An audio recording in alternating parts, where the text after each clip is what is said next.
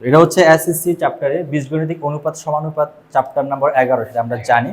এখানে আমরা আজকে একটা টাইপ সলভ করব, সেটা হচ্ছে যে কি, যে পিতা পুত্রের বয়সের ম্যাথ। টাইপ 1 পিতা পুত্র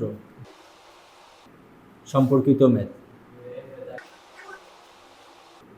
তাহলে পিতা পুত্রের বয়স সম্পর্কিত ম্যাথগুলো কিভাবে করতে হয় সেটা আমরা দেখি। এখানে এটা পড়ার আগে আমাদের যে কনসেপ্টটা এখানে কাজে লাগবে সেটা হচ্ছে অনুপাতের কনসেপ্টটা কাজে লাগবে।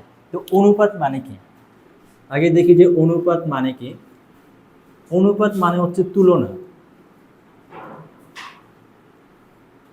এর মানে কি, কে কার কত গুণ সেটা মিন করে। মনে করো দুইজন ব্যক্তি দেওয়া আছে, একজন মনে করো হাবিল, আরেকজন মনে করো এখানের মধ্যে কাবিল। হ্যাঁ, এই মনে করো বেশি কাবিল আর কি, ওদের মতো আর। হ্যাঁ, একজন হাবিল আরেকজন কি এখানের মধ্যে কাবিল। এখন হাবিল মনে কর ওজনের দিক থেকে ও মনে কর এখানের মধ্যে 100 কেজি। কত কেজি? এ হচ্ছে 100 কেজি। আর এই কাবিল যে, সে হচ্ছে এখানের মধ্যে 50 কেজি। এখন কাবিল হচ্ছে 50 কেজি, হাবিল হচ্ছে কত কেজি? 100 কেজি। আমি বললাম যে কে কার কত গুণ। এখন এখানে যদি বলি যে হাবিলকে আমরা এইচ দ্বারা প্রকাশ করতেছি আর কাবিলকে কে দ্বারা প্রকাশ করতেছি। এখন এর বয়স হচ্ছে 100 কেজি, এর বয়স হচ্ছে 50 কেজি। কে কার কত গুণ বা এদের মধ্যে তুলনা করো, তখনই আমরা কি নিয়ে আসবো? অনুপাতটা নিয়ে আসবো। তো অনুপাত কখন আনবো? যখন কোনো কিছু তুলনা করতে বলবে, কে কার কত গুণ সেটা জিজ্ঞেস করবে, তখনই আমরা অনুপাত নিয়ে আসবো। এখন এখানে দেখি, হাবিল ডিভাইডেড বাই কাবিল। হাবিল কত কেজি ছিল? 100 কেজি। কাবিল কত কেজি? 50 কেজি। 50 50 শূন্য শূন্য কাটাকাটি চলে যায়। 10কে 5 দ্বারা ভাগ করলে এখানে কত থাকে? 2। নিচে কত থাকে? 1। তাহলে এখানে এইচ ডিভাইডেড বাই কে সমান কত আসবে? 2 ডিভাইডেড বাই 1 আসবে না? তা আমি এখন কি বলতে পারি দেখো তো, এখানের মধ্যে যদি আড়াআড়ি গুণ করে দেই তাহলে এইচ ইজ ইকুয়াল 2কে আসবে না? এর মানে কি?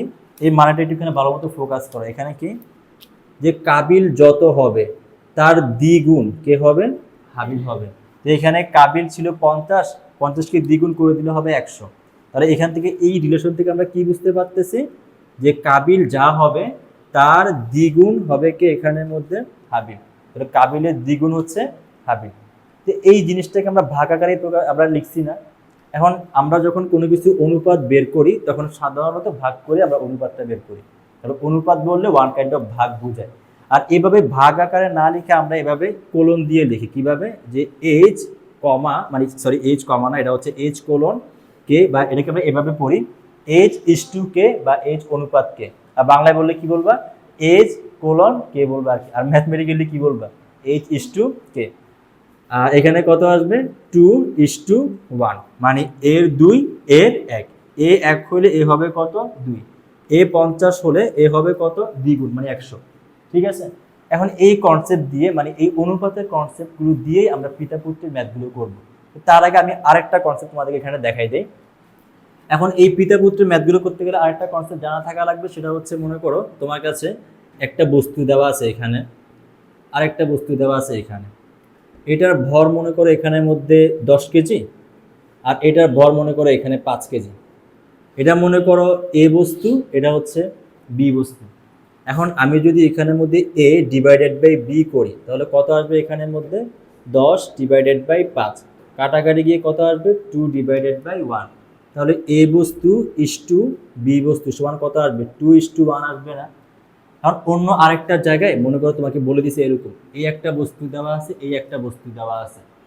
এখানে এদের পরিমাণটা দেওয়া ছিল, আমরা অনুপাতটা বের করছি।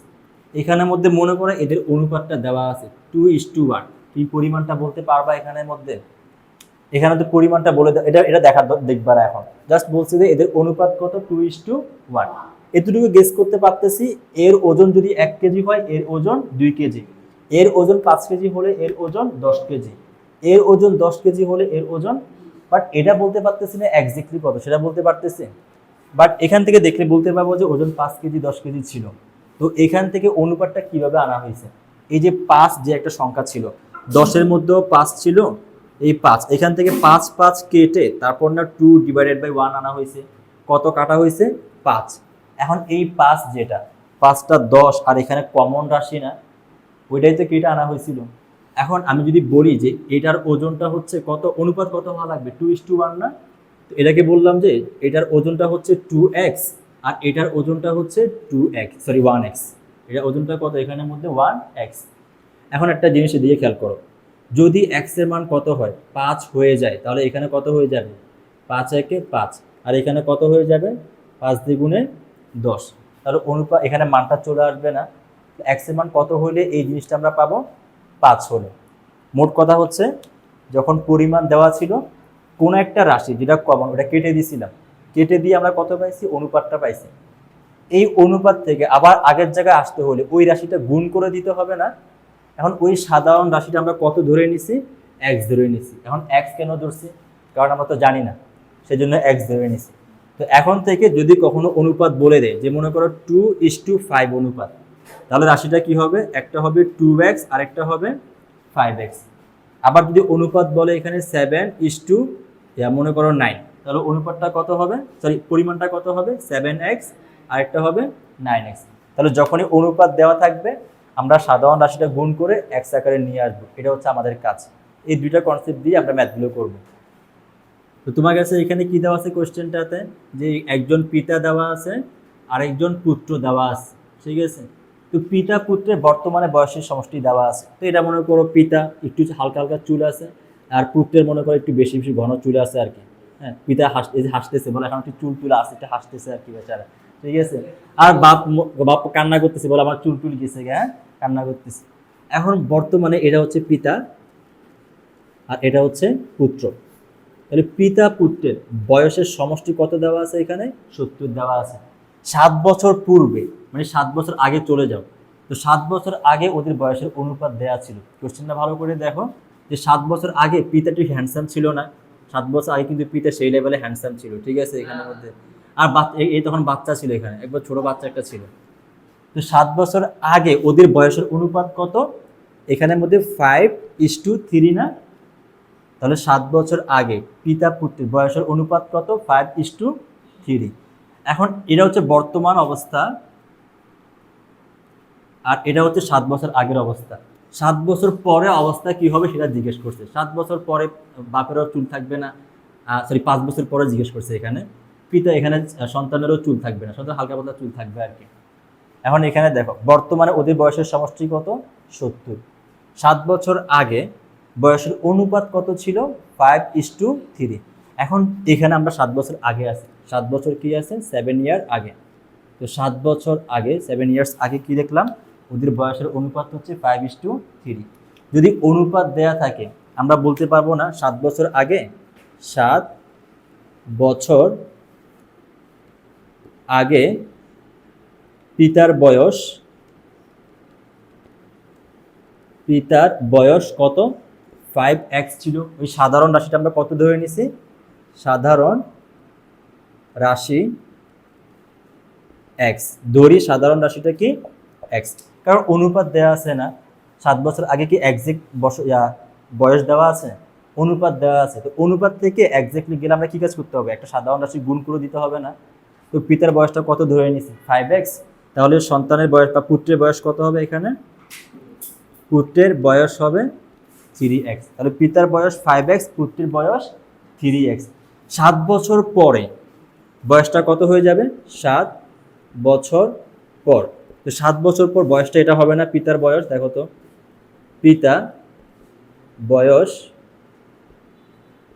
5x + 7 হবে না, আর পুত্রের বয়স কত হবে পুত্রের বয়স 3x + 7। তাহলে 7 বছর আগে বয়সের অনুপাত দেওয়া ছিল, আমরা বয়সটা বের করে নিয়েছি এভাবে। 7 বছর পরে কোনটা হবে 5x + 7 আর সন্তানেরটা হবে 3x + 7। তাহলে বর্তমানে এদের বয়স এগুলো না, আর বর্তমানে বয়সের সমষ্টি কত দেওয়া আছে এখানে দেওয়া আছে 70। তাহলে প্রশ্ন মতে আমি কি বলতে পারি এখানের মধ্যে, আমি এটা বলতে পারি কিনা দেখো তো। প্রশ্ন মতে এই যে এখানে 5x + 7 + 3x + 7 = কত 70। তাহলে এখানে ব্র্যাকেট তুলতে কত হবে এটা যোগ হয়ে হবে 8x, আর এখানে 7 7 হবে কত 14, আর এখানে 70। তো এখন তুমি এইটাকে ওই পাশে পাঠাই দাও, তাহলে এখানে 8x 70 - 14 তো এখান থেকে চলে গেলে কত থাকবে, এখানে থাকবে 54 আর এখানে 8x। তাহলে এখানে কত আসবে তোমার কাছে, যেটা আসবে সেটা হচ্ছে x is equal divided by 8। তো এখানে কত আসবে 56 থাকে, সরি এখানের মধ্যে 56 থাকে, এখানে 56 আর এখানে 56, তাহলে 7 আর 56, এখানে x এর মান কত আসছে 7 আসছে। যেহেতু x এর মান 7, আমরা এখানে x এর মানটা বসায় দিলে বর্তমান বয়স পেয়ে যাব না, আর x এর মানটা এখানে বসায় দিলে 7 বছর আগে বয়স পেয়ে যাব। এখন এখানে আমরা বসাই দিই, তাহলে এখানে ওদের বয়স কত হবে 5 ইন্টু 7 প্লাস 7, তাহলে এখানে 5 7 35, 35-এর সাথে 7 যোগ করলে হবে কত এখানের মধ্যে 42।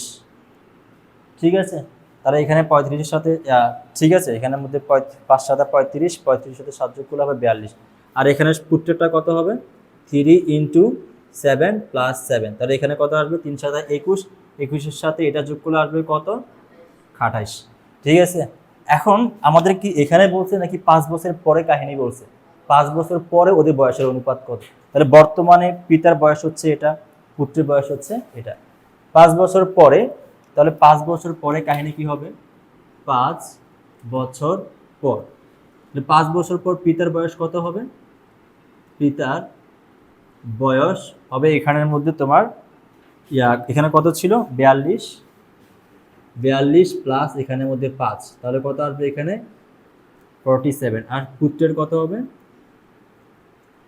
পুত্রের বয়স 28 প্লাস 5 কত আসবে এখানের মধ্যে, এটা হবে তোমার কাছে এখানে 33। তাহলে বয়সের অনুপাত কত হবে এখানের মধ্যে, এটা ইস্টু এটা না, তাহলে অনুপাত হবে এখানে অনুপাত পিতা ডিভাইডেড বাই পুত্র, তাহলে উপরে আর যাবে এখানে 47 ডিভাইডেড বাই 33, তো এখানে যা আসে তাই হচ্ছে অ্যান্সার।